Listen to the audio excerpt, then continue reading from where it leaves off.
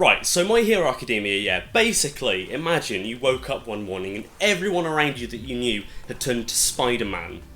Like, you're just walking to school, you're walking casually, everyone else is like crawling on walls and web swinging and all that crazy stuff. That's basically what life is like for Ikuzu Midoriya, who is one of 80% of the population who doesn't have what's called a quirk, which is a superpower. So yeah, life's pretty crap for Midoriya until he has this chance encounter with this bloke called All Might, who, I swear his power is just the fact that he has a massive, stupid face. I mean, look at that face. He doesn't even fit in with the art style of the manga. But this bloke is like the #1 celebrated superhero of all time. And he sees potential in this little guy, and, you know, Midoriya, all he wants to do is prove that you don't have to have powers to be a hero. So what All Might does is give him this ability that he can transfer, called All for One. Before that, though, he has to train. And in 10 months, this kid becomes absolutely freaking buff. It's amazing. Armed with this new quirk and his rocking abs, he's able to get into the UA Academy, which is basically just Professor Xavier's school for gifted children, only with more animosity and better costumes.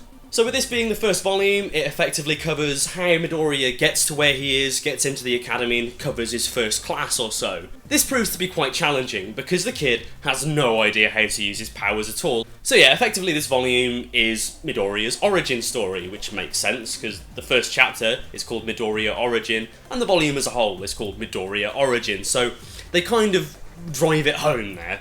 The first volume, being a first volume, likes to throw an awful lot of characters at you, and there's going to be more on the way, so I'm just going to run through the most important ones for this volume, and then I'll add more in as stuff goes on. So yeah, you've got Midoriya, who's your protagonist. He's a bit wimpy, a bit of a scaredy cat, but he's a good lad, he's got determination, doesn't have any powers, but he doesn't let it hold him back.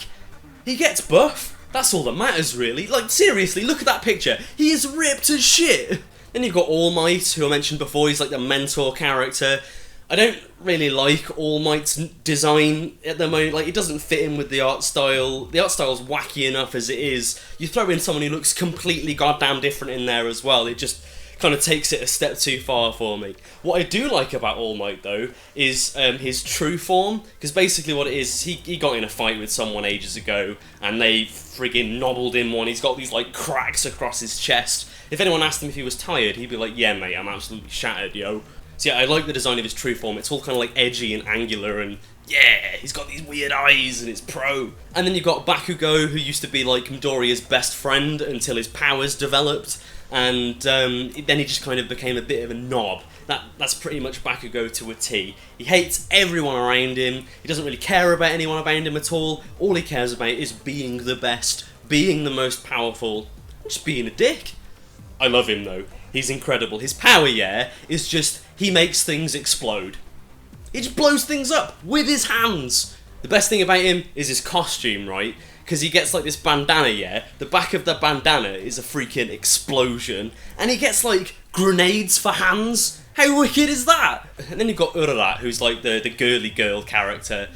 I'm kind of worried that she's going to end up just being like any old shonen heroine that's cool for a bit and then just sort of goes on the sidelines. I hope they don't do that with her, because she's got some real potential as a character. And her power is just that she's Graviton. And Graviton was one of my favourite supervillains when I read Marvel Comics. So yeah, so basically she controls gravity with her mind, but to limit that a bit, if she uses it too much, she gets like squeamish and vomits or burps or other hilarious stuff like that. She's great. She's a good foil to Midoriya as well, who's kind of like, whereas she's quite outspoken and, hey, let's do the thing! So yeah, overall, My Hero Academia Volume 1, good opening volume. I felt like it was a bit slow to get the ball rolling, and like I say, the art style is a bit jarring to get used to, but I absolutely love the exaggerated expressions of the characters when stuff's going down. The action looks great, and yeah, it's just a good first volume. I highly recommend it, especially if you like superhero stuff, and buy it!